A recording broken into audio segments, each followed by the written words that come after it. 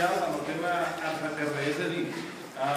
és això, fer un intercanvi per convidar companyies de 4 països que tenen possibilitat als nostres... L'equip de govern, entenent que Tàrrega té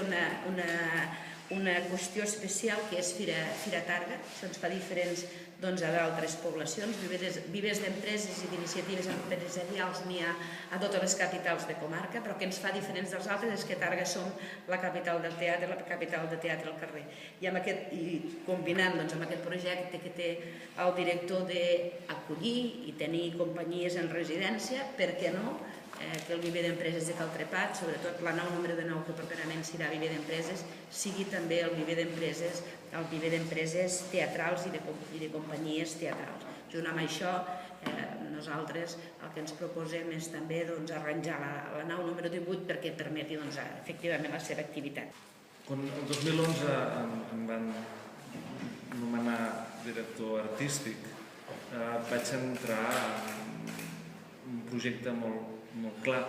un projecte que pivotava sobre 3 conceptes, que eren la promoció, l'estudi i l'estímul de les arts de carrer. Aquests 3 anys hem estat treballant per tal de desplegar un projecte que quasi en la seva totalitat està desplegat. A partir d'ara treballarem per perfilar-lo, per millorar-lo i sobretot perquè acabi convertint-se en el que des d'un primer dia hem estat volent, un centre d'excel·lència i en un centre que sigui un referent en el món internacional. Que no hi haurà rebaixa en absolut en el cas de la nova edició 2014 de Fira Tàrrega, no només això, sinó que estem treballant amb la direcció per buscar noves formes de col·laboració, a banda de la